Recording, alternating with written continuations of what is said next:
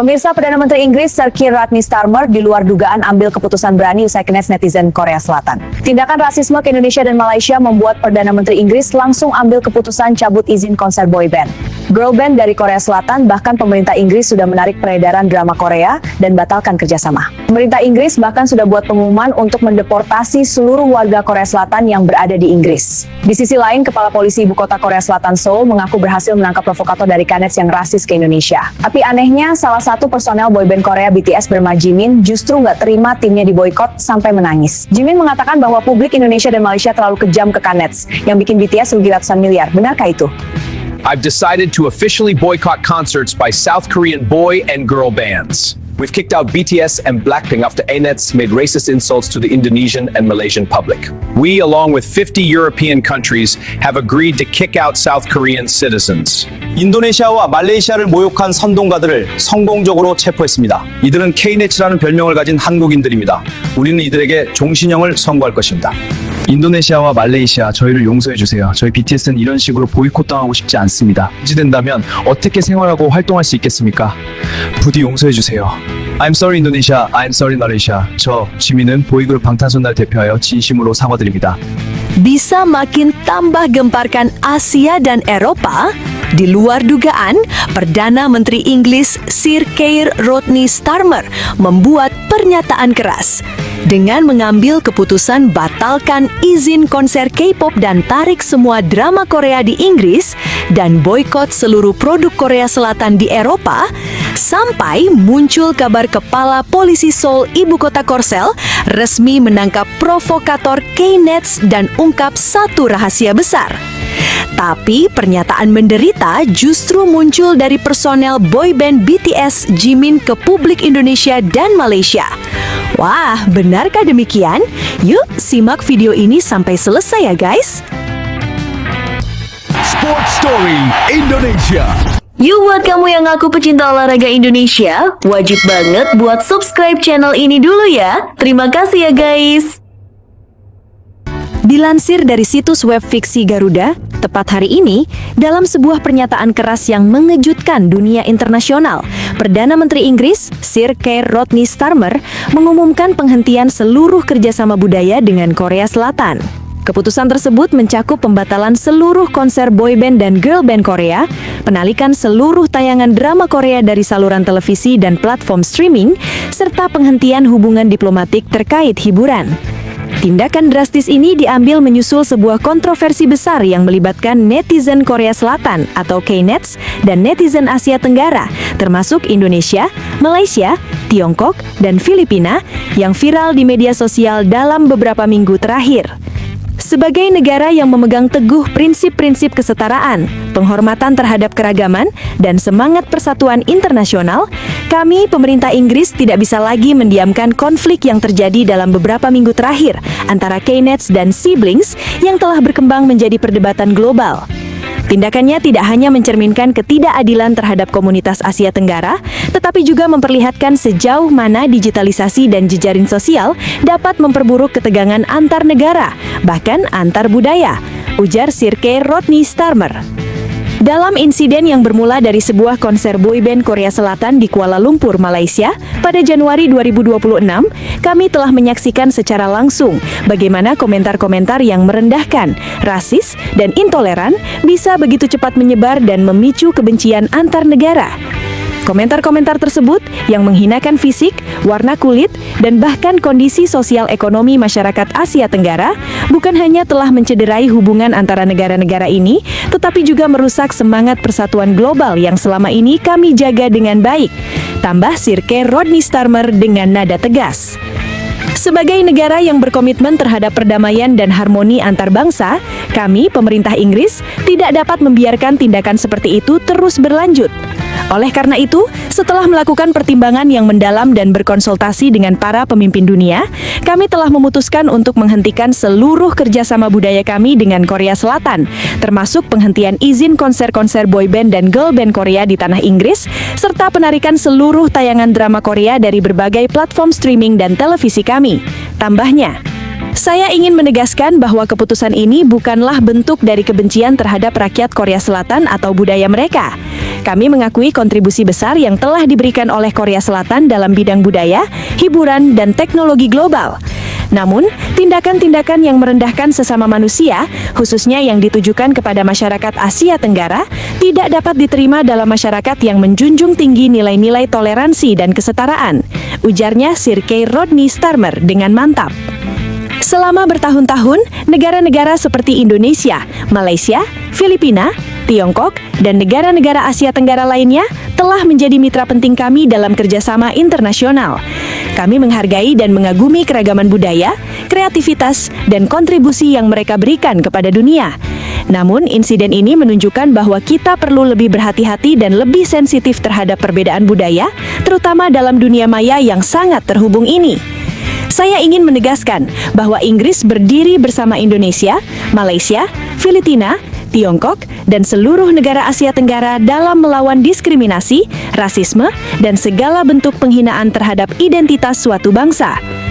Kami juga berharap agar Korea Selatan sebagai negara yang selama ini telah menunjukkan perhatian besar terhadap perkembangan budaya pop global, mengambil langkah-langkah tegas untuk memastikan bahwa kejadian seperti ini tidak terulang. Pemerintah dan masyarakat Korea Selatan harus bersama-sama berkomitmen untuk menciptakan ruang digital yang lebih inklusif dan menghargai keberagaman. Tindakan kami hari ini bukanlah sesuatu yang kami lakukan dengan ringan.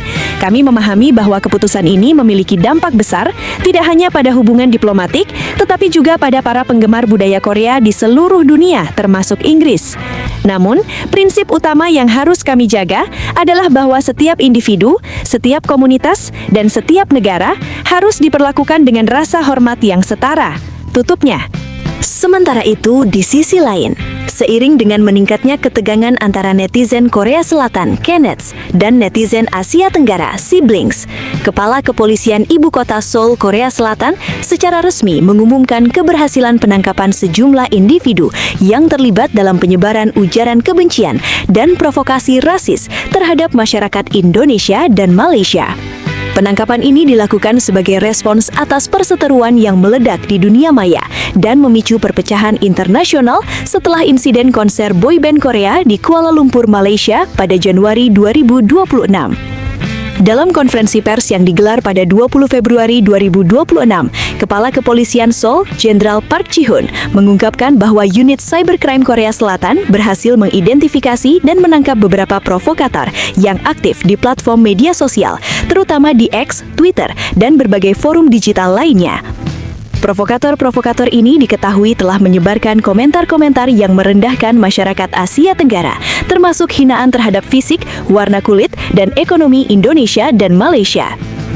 Setelah serangkaian penyelidikan yang mendalam dan kolaborasi dengan pihak berwenang internasional, kami berhasil menangkap sejumlah individu yang terlibat dalam penyebaran ujaran kebencian dan provokasi yang sangat merugikan hubungan antar negara, kata Jenderal Park dalam pernyataan resminya.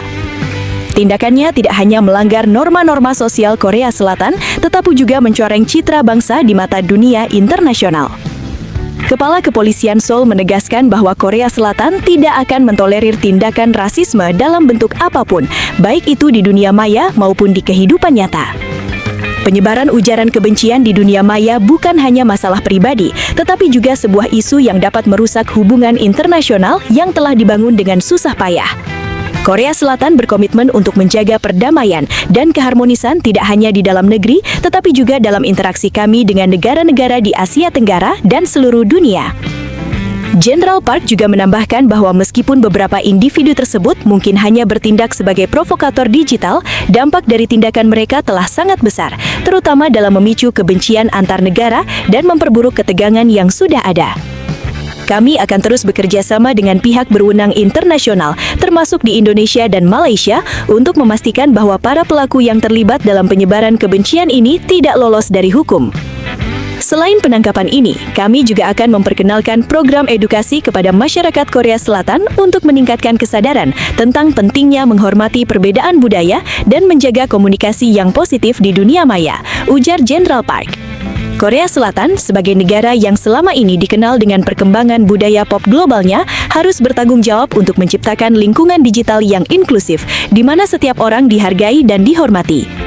Sementara itu, di sisi lain, Dalam pernyataan emosional yang mengharukan, Jimin, salah satu personel BTS, menangis saat mengungkapkan rasa sakitnya terhadap keputusan pemerintah Inggris yang memboikot konser-konser boy band dan girl band Korea, termasuk BTS. Keputusan ini muncul setelah ketegangan antara netizen Korea Selatan atau K-Nets dan netizen Asia Tenggara atau Siablings meningkat akibat insiden yang melibatkan konser boy band Korea di Kuala Lumpur, Malaysia pada Januari 2026. Jimin, yang dikenal dengan sisi lembut dan empatinya, berbicara langsung kepada penggemar melalui sebuah video yang disiarkan secara langsung melalui akun media sosial resmi BTS. Dengan wajah yang terlihat penuh emosi, Jimin membuka pernyataannya dengan suara yang bergetar, mencoba menahan air mata. "Saya tidak tahu harus berkata apa. Ini sangat menyakitkan," ujar Jimin.